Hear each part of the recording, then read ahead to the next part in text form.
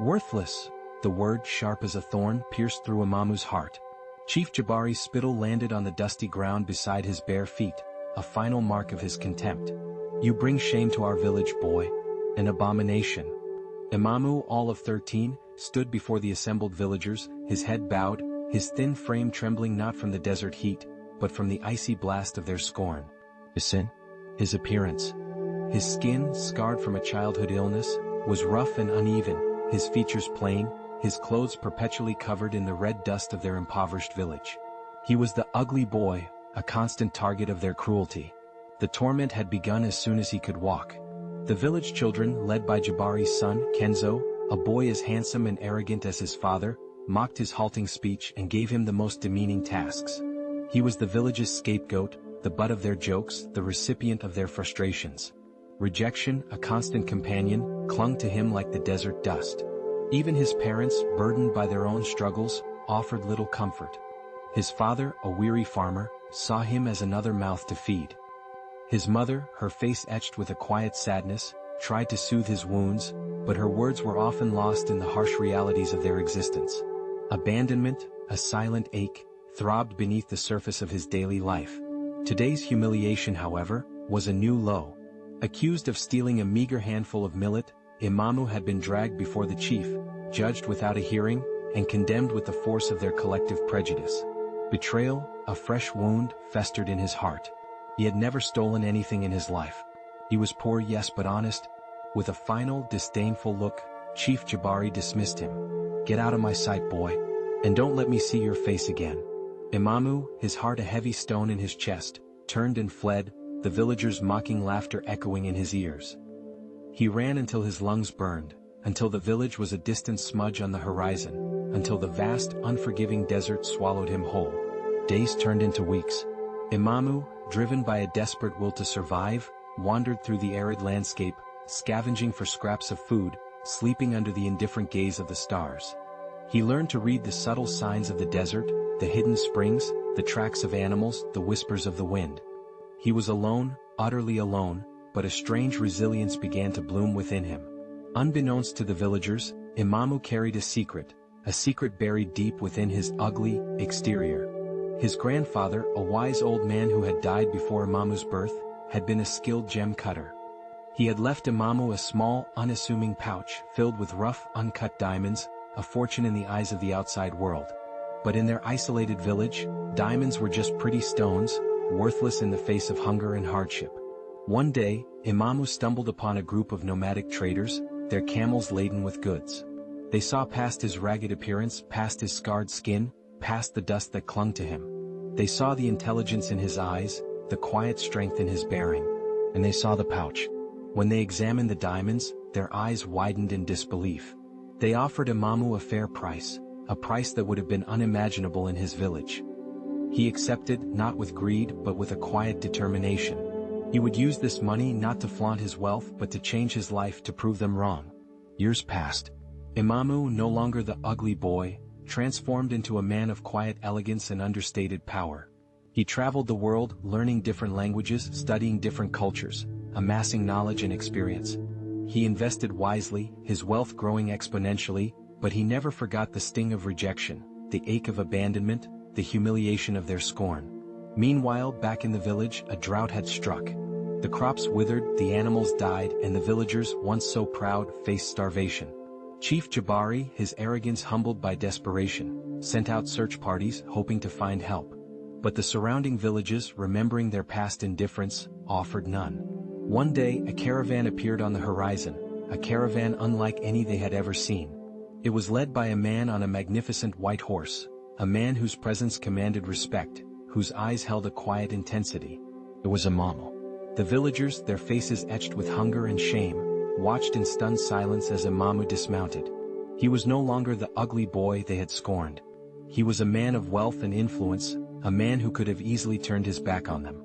But Imamu, despite the deep wounds of his past, had not forgotten his roots.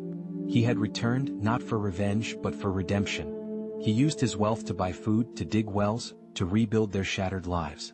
He taught them new farming techniques, new ways to conserve water, new ways to thrive in the harsh desert environment. Chief Jabari, his pride shattered, knelt before Imamu, begging for forgiveness. "I was blind, boy," he stammered, his voice choked with tears. "I judged you by your appearance, by the dust on your skin. I was wrong. Forgive me." Imamu looked down at the humbled chief, his heart filled with a complex mixture of pity and a lingering sadness. He had proven them wrong, yes, but the scars of their cruelty would always remain. And then the shocking twist. As Imamu looked at Chief Jabari, he noticed a familiar scar on his arm, a scar he had seen before, a scar from a childhood accident. It was the same scar as his own father. The realization hit him with the force of a desert storm. Chief Jabari was his father. The woman Imamu believed to be his mother was not his biological mother. She was a kind woman, yes, but she had taken him in after his true mother, a woman from a neighboring village, had died in childbirth. Chief Jabari, consumed by guilt and shame over his past indiscretion, had hidden the truth, allowing Imamu to grow up believing he was an orphan. The ugly boy, the outcast, the victim of their scorn, was the son of their chief, the heir to their village. Betrayal, rejection, abandonment, and humiliation had all been woven from a lie born of shame and fear.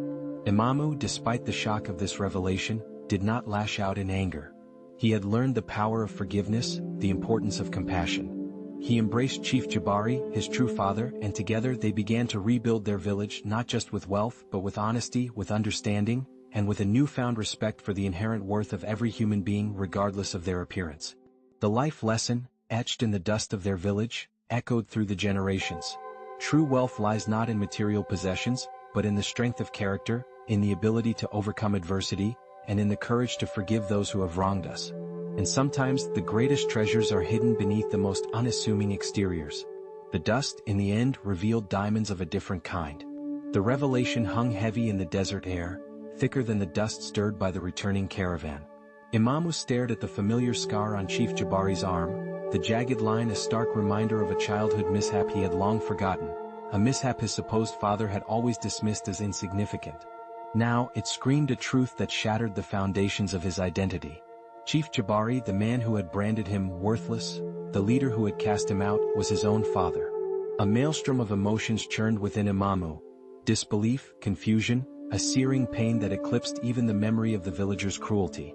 The woman he had known as his mother, her gentle hands and sorrowful eyes, had been an act of profound kindness, a shield against a truth too shameful for his biological father to bear. The abandonment he had felt, the rejection that had shadowed his every step, stemmed not from his appearance, but from a secret, a hidden lineage. Chief Jabari, witnessing the dawning comprehension in Imamu's eyes, could only hang his head in utter shame. The words he had so carelessly flung at the boy, the accusations he had so readily believed, now echoed back at him with the force of a curse. He had not just rejected an ugly boy, he had rejected his own flesh and blood. The villagers who had watched this exchange with bated breath were equally stunned. The abomination they had ostracized was their chief's son, the rightful heir to their community. The whispers of curse and worthless now tasted like ash in their mouths. Kenzo, Jabari's handsome and arrogant son, stood frozen, his usual sneer replaced by a look of bewildered horror. His years of tormenting Imamu now felt like a sacrilege, a cruel act against his own kin. Imamu finally broke the silence, his voice surprisingly steady despite the turmoil within. "The woman I knew as my mother, she knew?" Jabari nodded, tears streaming down his weathered face. "She was a good woman, Imamu. Your true mother, she was from the Sand Weaver clan, a neighboring village. There was a brief connection. When she died giving birth to you, I was consumed by fear, by the potential scandal, by the shame it would bring to our lineage. I couldn't acknowledge you. Your adopted mother, she had lost her own child. She offered to raise you, to protect you from the truth." The weight of this confession settled upon the stunned villagers. The myth of the ugly boy, being a cursed outsider, dissolved, replaced by the tragic reality of a father's cowardice and a community's blind prejudice. The years of Imamu's suffering, the injustice he had endured, now seemed even more profound, more unforgivable. Imamu looked at the faces of the villagers, faces that now held not scorn, but a mixture of guilt and dawning respect. He saw the hunger in their eyes, the desperation that had driven their chief to seek help. His heart, though scarred, was not consumed by bitterness. He understood the desperation of their situation, the harsh realities of their lives that had perhaps fueled their cruelty. "The past is a heavy burden," Imamu said, his voice resonating with a quiet wisdom. "It cannot be undone. But the future is ours to shape. My father sought help for our village. That is what matters now. He turned his attention back to the task at hand, organizing the distribution of food and supplies. He worked tirelessly alongside the villagers, his newfound status as the chief's son fading into the background as he focused on their immediate needs. He spoke with the elders, listened to their concerns, and began to implement his plans for long-term survival. Kenzo, humbled and ashamed, approached Imamu, his eyes filled with remorse. The brother, he began, the word feeling foreign on his tongue. I'm so sorry. For everything. Imamu looked at Kenzo, the boy who had been his tormentor for so long. He saw not the arrogant bully of his childhood, but a young man grappling with the weight of his past actions. The desert teaches us that survival depends on unity, Imamu replied, his voice calm. We have all suffered. Let us focus on healing together. The days that followed were a period of profound transformation for the village. Imamu, with his worldly knowledge and quiet strength, guided them towards a more sustainable future. He shared the agricultural techniques he had learned, the water conservation methods he had witnessed in other arid lands. He emphasized education, understanding that true progress lay not just in material wealth, but in the enlightenment of the mind. Chief Jabari, stripped of his arrogance by his confession and the revelation of his past failings, became a changed man. He listened to Imamu's counsel, his pride replaced by a deep respect for his son's wisdom and compassion. He worked alongside the villagers, his hands calloused alongside theirs, seeking not to command but to serve. The story of the ugly boy, who was a hidden billionaire, the outcast who was a prince in disguise, spread to neighboring villages. Initially met with disbelief, the tangible evidence of Imamu's generosity and the transformation of his own community soon silenced the skeptics. Imamu became a symbol of hope, a testament to the fact that true worth lies not in outward appearance or social standing, but in the content of one's character. Years passed and the village thrived as never before. The dusty landscape began to yield more bountiful harvests, new wells provided a reliable source of water, and a sense of unity and shared purpose permeated the community. The scars of the past remained, a reminder of their blind prejudice, but they also served as a testament to their capacity for change and forgiveness. Imamu, though he could have easily left and lived a life of unimaginable luxury, chose to remain in his village, to rule not as a distant monarch, but as a compassionate leader, deeply connected to his people. He married a woman from a neighboring clan, her kindness and wisdom a perfect complement to his own quiet strength. They had children who ran and played in the once dusty village, their laughter a melody of hope and renewal. One evening, as Imamu sat with his father, Chief Jabari, watching the sunset paint the desert sky in hues of orange and purple, Jabari spoke, his voice filled with a quiet gratitude. You could have sought revenge, my son. You could have abandoned us to our fate. Why didn't you? Imamu looked at his father, his heart filled with a profound understanding.